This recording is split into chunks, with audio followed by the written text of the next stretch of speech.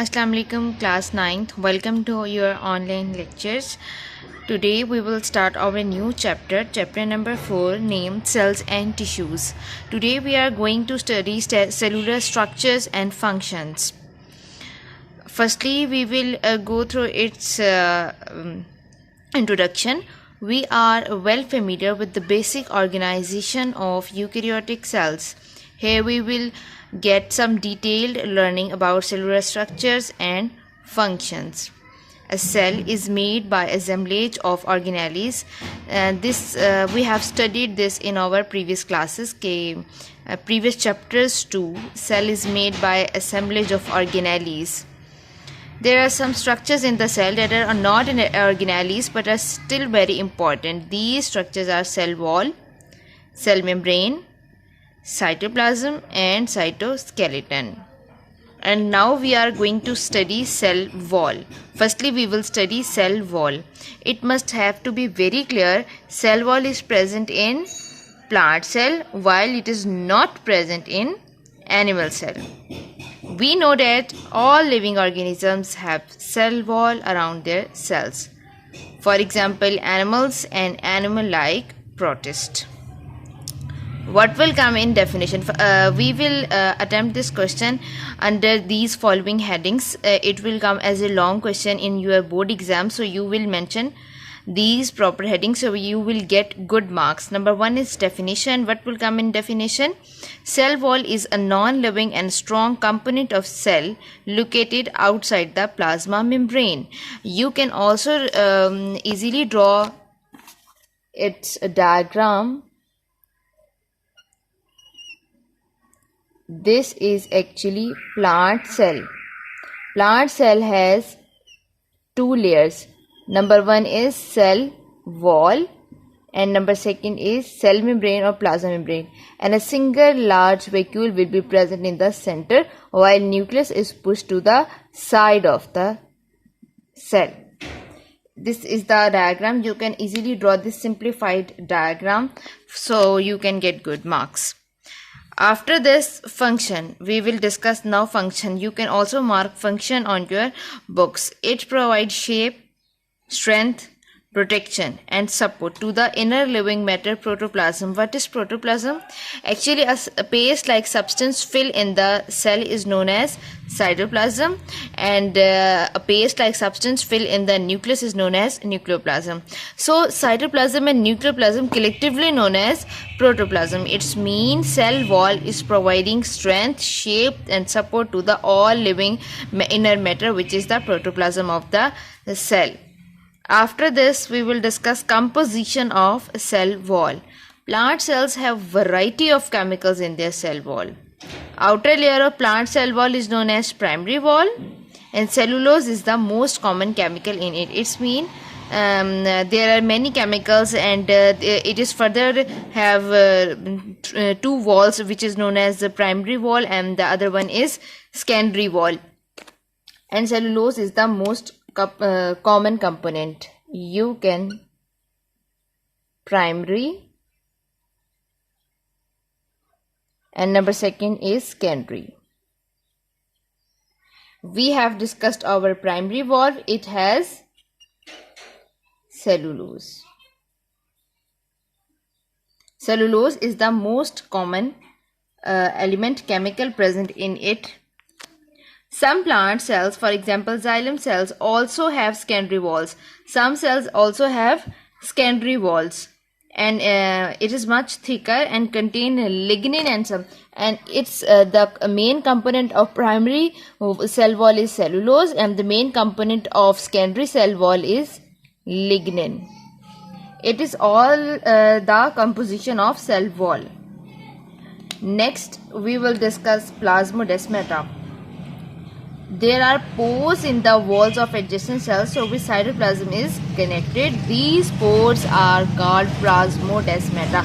It means when we will say that there are many cells are arranged, then there will be certain pores, a window-like opening or pores present in the adjacent of cells, which are known as plasmodesmata.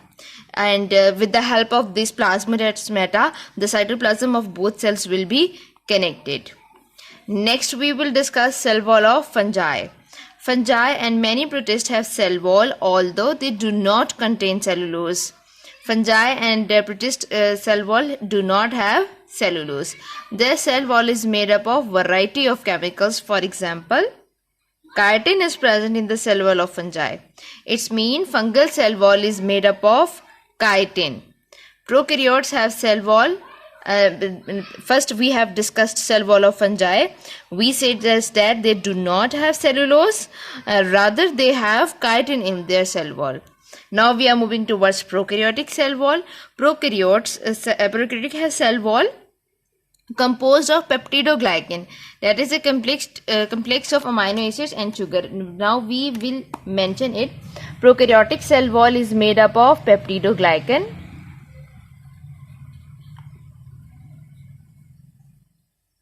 while fungal cell wall is composed of chitin. Now I will summarize this cell wall for you. These are the headings.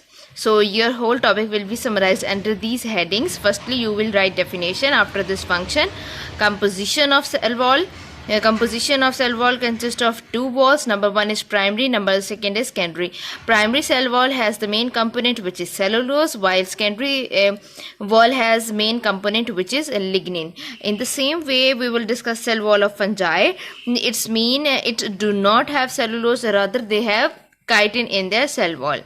In the same way, prokaryotic cell wall is composed of peptidoglycan. And what is peptidoglycan? Peptidoglycan is the complex of amino acids and sugar.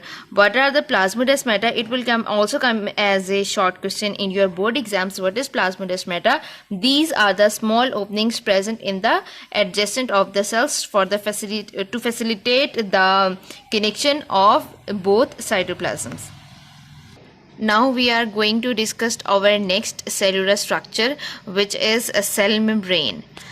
As you know, all prokaryotes and eukaryotes have thin elastic membrane covering the cytoplasm as shown in the figure. This is the figure of animal cell, and this is the figure of plant cells. They both are covered by a membrane which is known as cell membrane, while plant cells also have cell wall and cell membrane too. What is the function of cell membrane? You can also mark function here. Cell membrane function as a semi-permeable barrier. What is meant by semi-permeable barrier? It means it allows some substances to pass through it, while fencing the majority of chemicals inside the cell. In this way, cell membrane maintain the internal composition of the cell. This one is the inside of the cell and this one is the outside of the cell. In addition to its vital role, cell membrane also sends chemicals messages and can identify other cells. Besides this, after too much work on cell membrane, then came a model which is known as fluid mosaic model for the explanation of cell membrane. So we are going to discuss fluid mosaic model. Chemical analysis reveals that cell membrane is mainly composed of proteins and lipids with small quantities of carbohydrates. Electron microscope examination of cell membrane has led to the development of a fluid mosaic model. It means this one is the structure which has came from electron microscope examination. According to this model, there is a lipid bilayer. This one is the first layer and this one is the second layer, and both layers are known as lipid bilayer. Bi means two. This is the lipid bilayer. You don't need to draw it in 3D. You can simply draw this in one dimension. In your book, it has been drawn in 3D view. You can easily draw it in 1D. The lipid bilayer gives fluidity and elasticity. What is the function of lipid bilayer? It gives fluidity and elasticity to the membrane. Small amount of carbohydrates. There a small amount of carbohydrates are also present, which I have shown in the black dot-like structure. These are joined with proteins or lipids of the membrane. It will join in a lipid, or it may be joined with protein. It may be joined with lipid or it may be joined with protein. Cholesterol is also present in a lipid bilayer. Cholesterol is also present. We can draw cholesterol here. Cholesterol, small amount of cholesterol is also present in cell membrane. What happens when carbohydrate is combined with protein? It will form glycoprotein. Carbohydrates and protein collectively make glycoprotein. And the same way, when carbohydrates attach with the lipid, it will form glycolipid and glycoprotein. Carbohydrates plus protein, they will make glycoprotein. Carbohydrates plus lipid, they will form glycolipid. So this is the complete fluid mosaic model. In eukaryotic cells and many organelles, for example mitochondria, chloroplast, Golgi apparatus and endoplasmic reticulum, are also bounded by cell membrane. Now I will summarize whole lecture for you. Listen it very carefully. This is the explanation of cell membrane. Firstly, you have to know about the location of the cell membrane. In animal cell, it is present in the outer wall is known as cell membrane. It give inner matter a support and shape and all the process. While in animals, in plant cells, there are two layers will be present. Outer one is cell wall and inner one is cell membrane. When we have studied it through electron microscope, then we have suggest a model which is known as fluid mosaic model of cell membrane. Assume it we have taken this piece of cell membrane and draw it here. So here is the model of fluid mosaic model of cell membrane.